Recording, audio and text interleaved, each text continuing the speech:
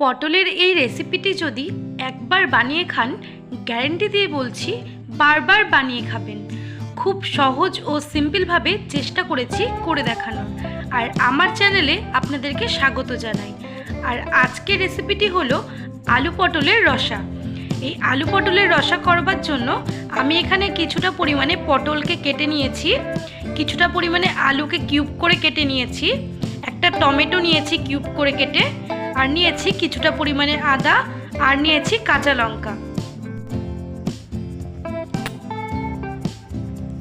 এখানে আমি কড়াইয়ে কিছুটা পরিমাণে তেল দিয়ে তেলগুলোকে গরম করে নিয়েছি। এবারে আমি কেটে রাখা পটলগুলোকে দিয়ে খুব ভালোভাবে ভেজে নেব।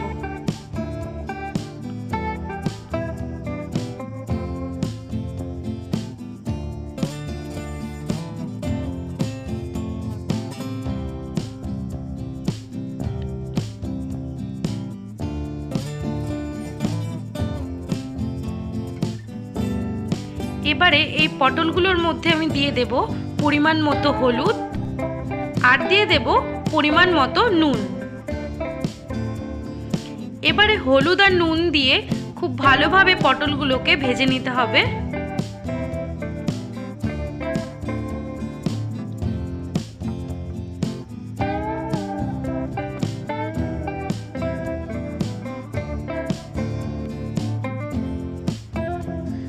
দেখুন আমার পটলগুলো কিন্তু অনেকটাই প্রায় ভাজা হয়ে এসছে।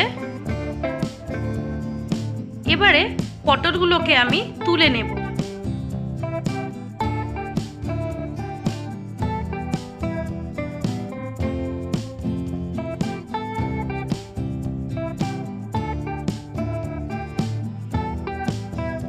এবারে এই তেলেই আমি কিছুটা পরিমাণে জিরে ফোড়ন দিয়ে দিলাম, আর দিয়ে দিলাম একটা তেজপাতা। এবারে এগুলোকে একটু হালকা করে ভেজে নেব। ভেজে নিয়ে এর মধ্যে কিউব করে কেটে রাখা আলুগুলোকে দিয়ে দেব।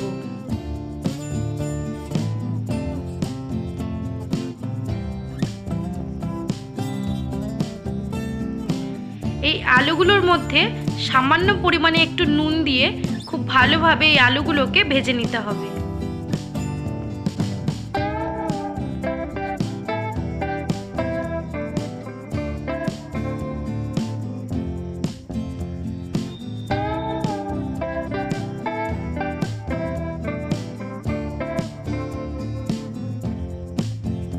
দেখুন আমার আলুগুলো কিন্তু খুব ভালোভাবে ভাজা হয়ে গেছে।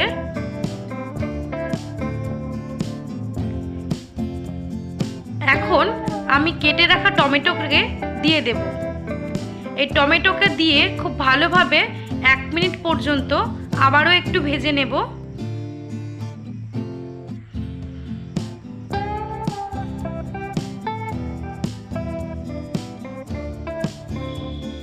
এবারে বেটে রাখা আদাটাকে দিয়ে দিলাম, আর দিয়ে দেব গুঁড়ো মশলা।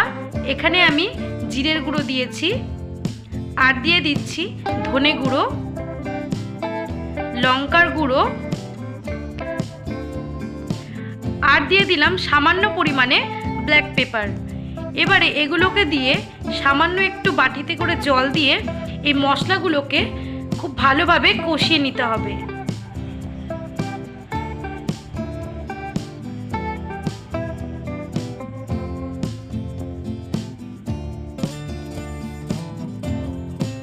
এই মশলাগুলোকে কিন্তু খুব ভালোভাবে কষাবেন, নইলে কিন্তু আদার কাঁচা গন্ধটা থেকেই যাবে।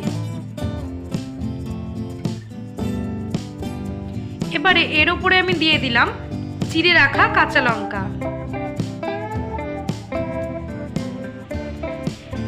কিছুক্ষণ আমি মশলাগুলোকে কষিয়ে এর মধ্যে ভেজে রাখা পটলগুলোকে দিয়ে দিলাম।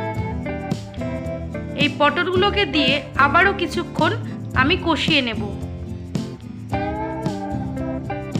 এবারে কিছুটা পরিমাণে আমি চিনি দিয়ে দিলাম। এই চিনিটা কিন্তু এই রান্নাটির টেস্টটিকে ব্যালেন্স করবে। আমার কিন্তু আলু পটলগুলোকে খুব ভালোভাবে কষানো হয়ে গেছে। এবারে এখানে আমি কিছুটা পরিমাণে জল অ্যাড করলাম, আমি এখানে খুব একটা বেশি জল দিচ্ছি না, কারণ এটা গায়ে গায়ে থাকবে সেই কারণে। দেখুন আমার কিন্তু ঝোলটা ফুটে এসেছে। এই আলু পটলের এই জলটাকে আরো অনেকক্ষণ একটু ফুটিয়ে নিতে হবে।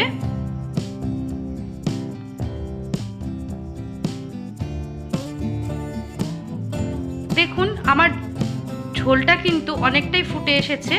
এবারে এর উপরে আমি দিয়ে দেব কিছুটা পরিমাণে গরম মশলা। গরম মশলা দিয়ে আবারও খুব ভালোভাবে একটু নাড়াচাড়া করে নিতে হবে। নাড়াচাড়া করে নিলেই দেখুন রেডি আমাদের আলু পটলের রসা।